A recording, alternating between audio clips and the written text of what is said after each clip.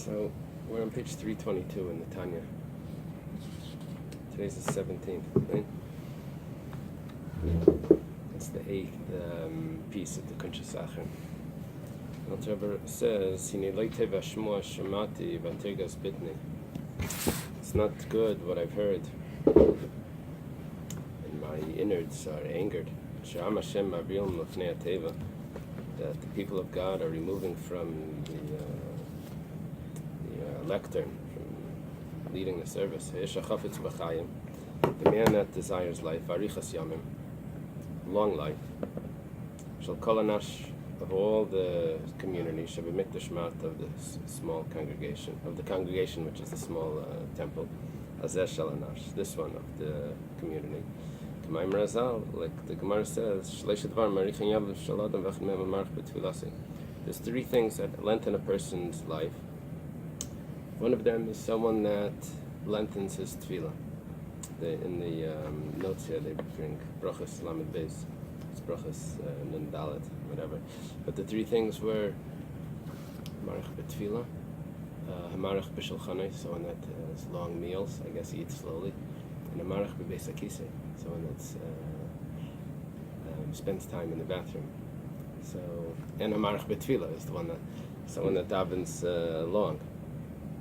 Apparently, people wanted to get out of shul early. So someone would go to the Amud and he would take too long. So they said, no, we don't want you to daven for the Amud. You're going to take too long. And they sent up someone else that was davening faster. So the Alter Rebbe doesn't approve of this. He says, so let's say someone is pressed for time. He says, I'm not going to be able to wait. I won't be able to say the amens I won't be able to answer kedusha. I won't be able to respond to shalchazar such as that. It's much better that he shouldn't hear it at all. It says like this.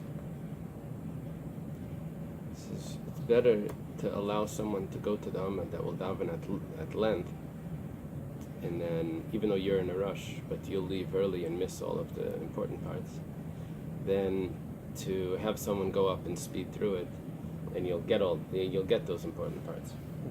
He says why? He says that first of all, if you're in a rush, so Hashem forgives, He exempts you if you're in a rush. And also, the chazan that's going to the Amud, he fulfills your obligation. You don't have to be there. You don't have to hear it. Even if you're not hearing it, it's keilu shama. It's as if you heard it. Shukaina mamash. It's as if you responded. It's a very interesting Gemara. You said Mem Dalet and Bro? Yeah. Don't say Mem Dalet. Mem Dalet Amid Bais. It's on the bottom, the very end, the last few lines. Amar Rabbi Yehuda. I'm sorry, not Nun Dalet, 54. Nun Dalet. So the Gemara says, "Gaviyam shebesadis danis v'yotzim dechayvas tfilas shmene esrei atzma b'chazar sashatz kilu shama mamash v'gam kedusha baruch b'chlal." The Gemara is talking about the people that don't make it to shul, and the chazan davens. Why can't they make it? They're in the fields or in the villages. The shliach tzibur davens, and he covers them. So he says, so too here. This person is in a rush. So the chazan will cover him. Usually, Einis Rachman Patri means that if you're an Einis, if you're under stress, compelled to do something, so you're exempt. But it doesn't mean that you did it. You don't get in trouble. But here it means that it's as if you did it, because the chazan does it for you. He says we've already checked this out.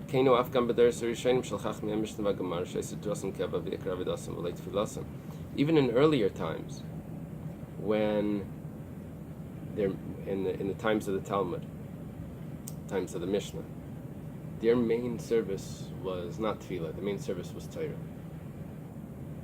They would also spend time davening, and daven properly and slowly.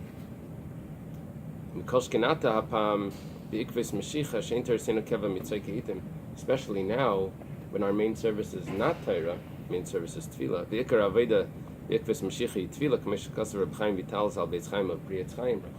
writes that the main service today is Tefillah. So Mikolshkin v'kal v'chaimer, all the more so, we should put our souls into this, to give our souls for this. This is a biblical obligation, to those that understand the purpose, the benefits of contemplating. Each one according to his measurement, according to what he can handle. Arranging the praises of Hashem, with the songs that we say, the psalms that we say before Yishtabach. And the two blessings before Shema, which is Yoitzer v'Ava. To awaken in them the hidden love that's in the heart of all the Jews. That it should be revealed. There's a hidden love that every Jew has, that Alter Rebbe writes about, that if he was put to the test, he would sacrifice his life for God. But that's a hidden love. But to awaken that love, it should be revealed at the time that he says Shema. This is the mitzvah of Ava that it says in the pasuk of V'ahavta, which is Chula b'chol avavcha v'chula.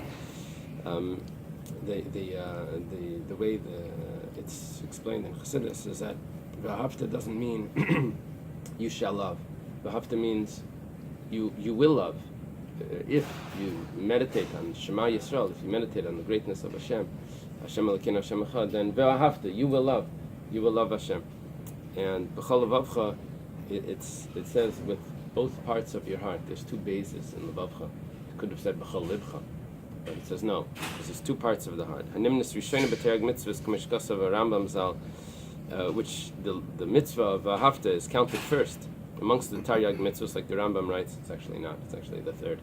But Alter Rebbe probably means that it's the one that leads to the other mitzvahs, because it's the first one is Amunas Hashem. The Rambam writes. This is the foundation of the Torah, V'sharsha, and the roots of Makar l'chol ramach mitzvahs, and it's the source of all the 248 positive commands. Regarding the love that everyone has anyway, that's naturally there, that there can't be a command. You should just be. There's no, because a Jew naturally has a hidden love for Hashem. There's no command on that.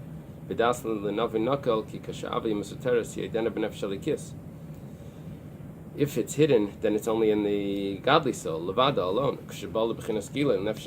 When it's revealed, and he's saying, how do you reveal it? Through these sections of davening that arouse the love of Hashem. It's in the revealed parts of the heart, in the left side of the heart, which is where the animating soul is. And the Vizoinian Bir Nitzitzis, on page 324.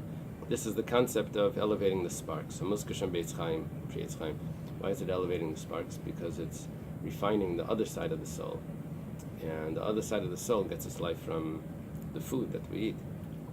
And so everything that we eat gets refined through the love of Hashem that goes from the godly soul to the animal soul, to arouse the animal soul also to love Hashem. Gabi Tefillah, as it says that the Bir Nitzitzis takes place by davening. That's the main avodah at the footsteps of Mashiach, to refine the sparks. Which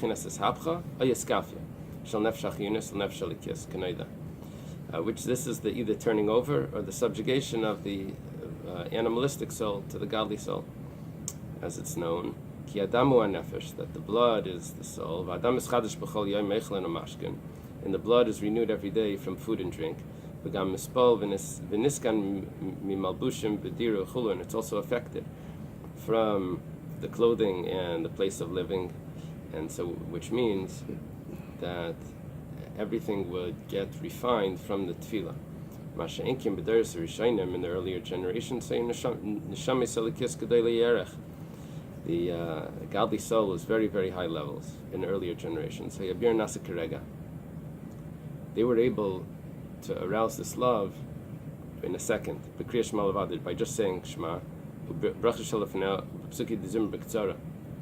with saying Psuki de Zimra in short, an abridged Psuki de Zimra, Vidal. And this will suffice for those that understand.